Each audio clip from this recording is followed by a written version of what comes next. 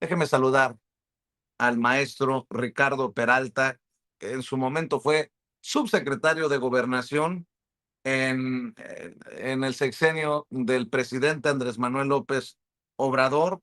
Es político, abogado, profesor y es amigo de este espacio libre como el viento. Querido Ricardo, híjole, ahora sí que como digo yo, la presidenta dejó la víbora chillando y se han desatado los demonios.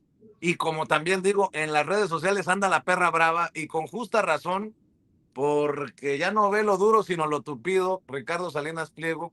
Y creo que por méritos propios, con justa razón, solo por no dejar el tema, porque lo traemos desde muy temprano, querido Ricardo, antes de entrarle al tema que traes en tintero y que también es muy importante. Pues lo que te he comentado, mi querido Vicente, en principio un saludo a todos nuestros amigos de Sin Censura, este programa que está entre los más vistos de toda la red a nivel mundial, particularmente aquí en nuestro país. Te he comentado sobre esta condición. Mira, Ricardo Salinas Pliego, como muchos empresarios mexicanos, tiene una gigantesca fortuna en millones y millones de dólares. Fortuna que ha construido con manos mexicanas, con miles de trabajadores que todos los días van a sus centros de trabajo, esperemos en condiciones gratas, con prestaciones sociales gratas. Y hay muchos ejemplos de empresarios sumamente valiosos que no solamente otorgan esas condiciones que por ley tienen que darle a sus trabajadores, pero que tienen muy bien entendida cuál es su labor. Cuando te conviertes en empresario, los empresarios, como parte de uno de sus objetivos, pues es la generación de riqueza, es la generación de empleos y el pago de impuestos. Es parte de la propia operación del mundo empresarial. Cuando se trata de otros empresarios, se dedican y se enfocan solamente a lo que se han dedicado durante décadas, que es hacer negocios. Y dejan la política en manos de los políticos. Los políticos que quieren hacer trabajo en la iniciativa privada y quieren ser empresarios, que se dediquen a hacer riqueza, a fomentar empleos, etcétera, etcétera, que es el objetivo de miles de empresas que se dedican precisamente a ese enfoque. Yo tengo un profundo respeto por los empresarios y los industriales de este país que generan riqueza, que generan trabajo y que pagan sus impuestos. Si cualquiera de ellos, que todos tenemos el derecho de acceder al poder público, todos tenemos el derecho a votar y ser votados, todos. Si quieren hacerlo, tienen que buscar un discurso que en principio atraiga a electores para la condición de mejoramiento de la propia población, sino que ofreces como posible candidato, porque pareciera que lo que está ocurriendo, el utilizar palabras ofensivas, pareciera que quieren ocupar un modelo que ciertamente le dio éxito a Argentina, por ejemplo, con Milei, precisamente con las mismas frases. La utilización de símbolos religiosos, la utilización de la palabra ultraderecha. Si alguien está pensando que Ricardo Salinas, a partir de esa narrativa de mencionar, como lo menciona, a quien piensa distinto, a quien piensa en los más necesitados, en los que hemos construido nuestra propia carrera con mucho esfuerzo, con muchos años, como la enorme mayoría de los mexicanos, necesitamos ser ofendidos así, o por ser de izquierda, caray, están entonces en un grave error, porque la izquierda no es simplemente una ideología, no tiene nada que ver con la Segunda Guerra Mundial. Si hablamos de izquierdas y derechas, nos tendríamos que remontar al Parlamento francés, que los conservadores y los liberales se sentaban unos a la izquierda y otros a la derecha, si esa es la denominación. Hoy ni siquiera hay un concepto claro, pero lo que sí es muy claro es que la gente que tenemos el corazón hacia la izquierda, siempre, con partido, sin partido, en un movimiento masivo, social, colectivo, hemos estado ayudando a los demás. Y hemos pensado siempre en los más necesitados. Y no como discurso. Vamos a las comunidades, ayudamos a las comunidades, estamos en el campo de batalla, nos ensuciamos los zapatos. Nos ensuciamos también, sin duda, todo lo que sea necesario para ayudar a los demás. El servicio público es servir a los demás, más allá de una ideología, y ojalá que ese discurso, que estoy seguro que así será, ese discurso que hoy están ocupando, no influya sobre todo en los más jóvenes. Porque hablar del patrimonio como parte de un objetivo de gobierno, cuando hay gente que le cuesta comer diario, o gente que trae lo justo para el transporte público después de 3 o 4 horas de trasladarse para venir a trabajar a la Ciudad de México. Pensar que puede ser una condición de alter ego. Yo quiero un yate gigantesco y estar manejando, compararlo siquiera con una condición de un gobierno popular, de un gobierno con sentido social, con un discurso progresista completamente extraordinario. Además, Ricardo, en contra de ese gobierno que le ofrece un servicio, un programa social a esos que no tienen ni para comer y lo criticas cuando, o sea, cuando estás en el yate o llegas en tu helicóptero a tu oficina, dices, pues ¿en qué mundo vives, cabrón? O sea, Mira, no, pero te creo voy a que decir es algo. de las incoherencias de la política. Yo creo que tú que eres estudiado, tú que te gusta esto, estarás de acuerdo que es un caso para el análisis este. Pero te voy a decir algo, no está mal.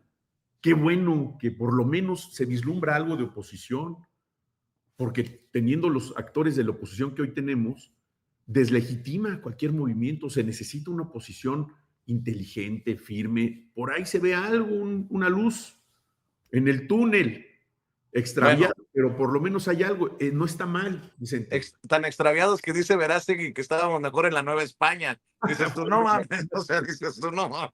Pero te voy a decir algo, qué bueno, son nuestros mejores aliados. Cuando pasó ese desafortunado evento con Alito, bueno, Alito debería de estar sentado en la mesa de sabios con nosotros, comentando aquí. ¿Por qué? Porque la gente compara la versión, la narrativa, la forma de actuar de estos personajes y los identifica con la oposición.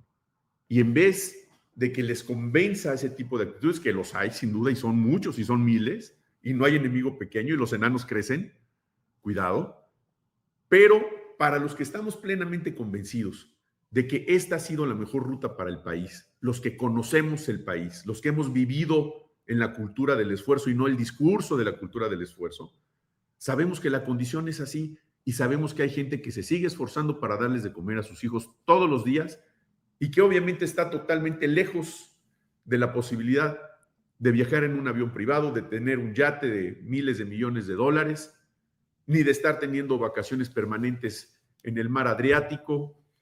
Fuera completamente aquellos que se preocupan por los impuestos que se han señalado en la nueva ley de ingresos, pues son impuestos para helipuertos.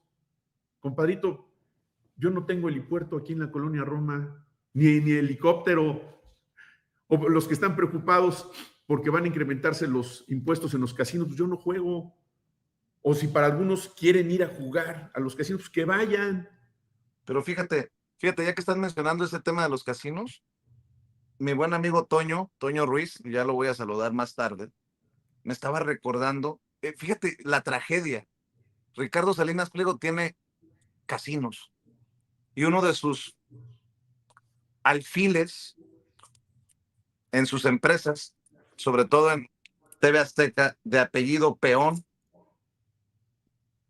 pues el señor Peón, ludópata, conocido caso en TV Azteca, dices, güey, tú mismo estás enfermando, llevándote entre las patas por esa necesidad tuya desmedida de dinero, de hacer dinero a toda costa, a tu gente, bueno, pero bueno, no me quiero meter en camisa de 11 varas, pero para que se den una idea de la situación.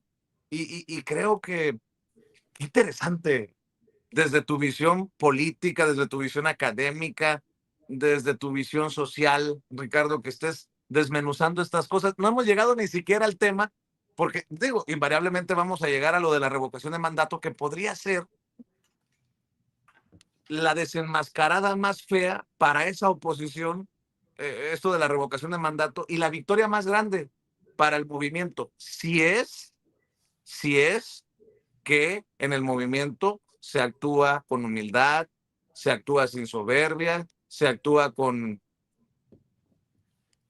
la visión de primero el pueblo y de escuchar al pueblo y de gobernar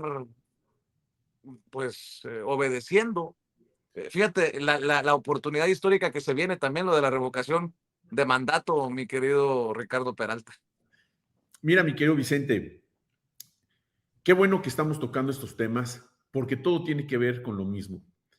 La tremenda responsabilidad que tienes tú con tu programa, los demás compañeros que nos haces favor de invitarnos, de participar, esa responsabilidad tiene que ver con las opiniones que aquí se están virtiendo todos los días.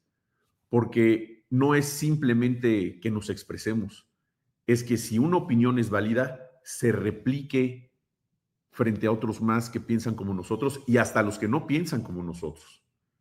Viva la libertad de expresión, pero cuidado, una cosa es la libertad de expresión y otra cosa es publicitar o distribuir condiciones mediáticas falsas o distribuir odio o distribuir ofensas, distribuir pornografía, todo lo que no alimenta a un país, no lo construye, no construye la ciudadanía, no construye los valores que han hecho este país único en el planeta, con muchas carencias, con muchas debilidades sin duda, pero enfrentados a gigantescos intereses internacionales y todavía enfrentar a intereses locales que además pudieran estar entregados sin duda a injerencias internacionales, pues es momento de ponernos esa camiseta que muchos nunca nos hemos quitado de la patria. Es momento de defender a nuestro país porque los buitres extranjeros, los traidores mexicanos, si les podemos llamar así, ahí están listos para entregar nuestros recursos. Ahí están listos para modificar las leyes en favor de intereses internacionales, como ya pasó. Pero cuando modificaron la Constitución, como se hizo en el 2019, para promover una condición de revocación de mandato, cualquiera podría decir, oye, por eso es un autogol. ¿Cómo se les ocurre promover la revocación de mandato si la gente está enojada y te pueden quitar el poder y te pueden quitar la administración pública y se convertiría un caos en el país? No, al revés. Es otorgarle a la gente la potestad de decidir la forma de gobierno que quiere. Está en la Constitución. Vámonos a la revocación de mandato el día de las elecciones federales, después de las elecciones federales, cuando sea. Obviamente la oposición dice, bueno, y que de una vez se vayan todos los gobernadores, de todos modos se van a ir porque ese año precisamente concluyen todos los gobiernos estatales prácticamente que fueron electos en el 2021 y que se vayan todos los legisladores.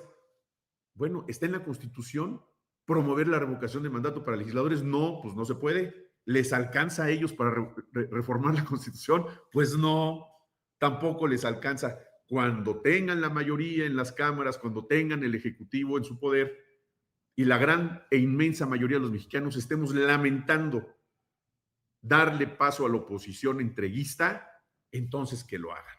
Por eso no va a ocurrir. No va a ocurrir por lo menos en los siguientes 18 años. Porque como tú, como todos los que participamos aquí de manera mayoritaria, tenemos que seguir hablando de estos temas como la revocación de mandato. ¿Qué significa eso, mi querido Vicente? Que si la gente va y acude, tiene las dos opciones. Sí queremos que se revoque el mandato o no queremos, están las dos opciones. Si la gente no va a las urnas a refrendar su confianza para la presidenta Claudia Sheinbaum, ¿qué significa? ¿Que es una afrenta? No, no va porque no quieren que se revoque el mandato, es una ratificación de facto. Pero eso es lo que hay que decir. Si el proceso en la Constitución se llama revocación de mandato, es revocar. Y si no voy, pues porque no quiero participar, porque no quiero que se le revoque. Pero antes de eso hay un proceso previo.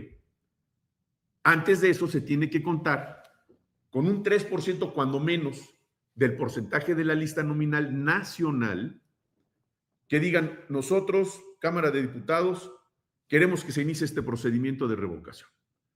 Seguramente el Acosta Naranjo y todos esos con sus asambleas de su partido nuevo y que no quieren dejar de vivir del presupuesto como lo han hecho toda su vida, todos los que ya conocemos, los Anayas, los Dori, ya hasta me da flojera decirlos, pues obviamente van a hacer lo necesario para tener esa propuesta, si no es que ya la tienen incluso.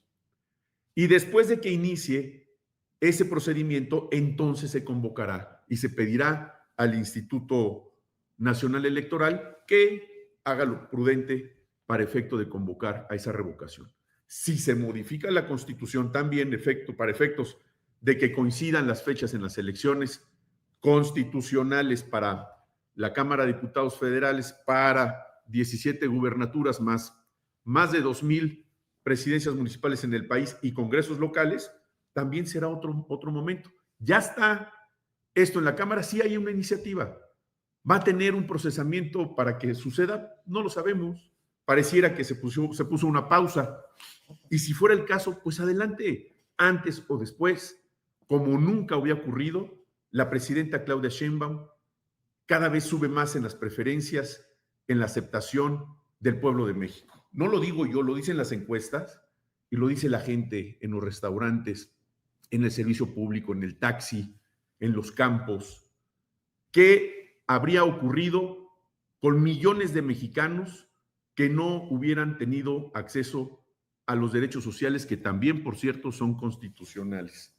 Hay muchas alternativas aparte de la revocación de mandato dentro de la Constitución que se pueden ocupar: la consulta popular, el referéndum, el plebiscito, todo lo que está en la Constitución como legados democráticos al mundo. La elección de los jueces, inédito, único, como en México, no hay otro país donde se elija a la Suprema Corte de Justicia de la Nación, a magistrados, a jueces, y vendrá también esa elección en el 27 para la otra parte que nos hace falta, que son los jueces federales y los jueces locales en algunos estados de la República. ¿Qué es lo que no les gustó a la oposición? De que si está la doctora Sheinbaum, en la boleta del 27, el mismo día que se van a elegir a los que ya mencioné, pues política y la percepción política será de que la doctora está en la boleta y la gente va a acudir a votar. Ojo, cuidado, ¿con qué? Con que va a venir una ratificación de nueva cuenta. Y eso es una garantía para que los programas sociales, para que la gente que los esperó durante décadas que ocurriera. Pero es parte de lo que hablábamos al principio, la ausencia de conocimiento, de sensibilidad social, de saber que había gente que pasaban días enteros sin 100 pesos en la bolsa, sin 50 pesos en la bolsa, que tenían que caminar distancias kilométricas para alcanzar el transporte público para tener algo que comer en el día y no gastarse el dinero en el servicio público. Que había gente que no tenía cómo comprar sus medicamentos. Que hoy hay personas mayores, adultos mayores, que con esa lanita, si se quieren tomar una chela, que se la tomen. Si quieren ir al cine, si quieren salir a cenar con su pareja. Conozco personas que dicen: con lo que me dan de mi beca, gente mayor de 65 años, me alcanza para invitar a cenar a mi esposa una vez a la semana. Maravilloso, antes no podían. O para las calcetas de los niños de la escuela, los apoyos a las personas discapacitadas, en fin. ¿Qué pasó en la pandemia? Ahora que me recuerdo, ¿qué hubiera ocurrido si no hubieran tenido los apoyos sociales los campesinos? Estaba todo paralizado. ¿Gracias a qué vivieron? A que tuvieron posibilidades de comprar semilla, de dar a su familia de comer por el autoconsumo. Fueron prácticamente 2 años, Vicente. Pero como está fuera totalmente del conocimiento de los que se mencionan, como si fuera esto un alarde de orgullo de ultraderecha, como si le estuvieran salvando la vida a miles de personas. No, simplemente están prestando un servicio los trabajadores de estas grandes empresas y se les paga un salario por ello. Y eso significa que esas personas tienen resuelta la vida. La gigantesca mayoría no, viven al día. Curiosamente, todos los electores de estas grandes empresas son primordialmente militantes o simpatizantes del movimiento de la Cuarta Transformación. Se están equivocando de auditorio. Los llevan a sus eventos masivos con sueldos pagados. Es una forma de acarreo. Se están equivocando de auditorio o están promoviendo una condición del término del aspiracionismo. ¿Está mal querer pretender tener algo? No, no está mal. Mal entendido está que creas que ese es el motivo de vida, cuando el motivo de vida es la preparación, es la tranquilidad personal, el bienestar de la familia, el bienestar de una comunidad. Para eso sirve la revocación de mandatos. Si te encuentras con todos esos satisfactores mínimos y es una forma de calificar, de evaluar a un gobernante para que continúe, ojo, no solamente pensando en ti, pensando en el resto de la comunidad, de tus vecinos, de tu vecina que utiliza una silla de ruedas, de tu vecino que está discapacitado, de tu propia familia. ¿Cuántos recursos se reciben en una casa ahora con los apoyos sociales?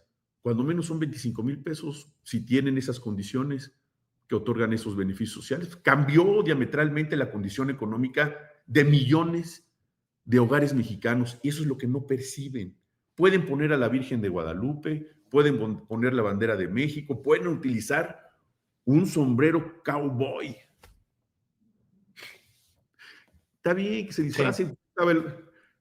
O sea, está bien, es parte de la convivencia y de la libertad. Adelante, qué bueno. La gente cada vez más tiene conocimiento y análisis político.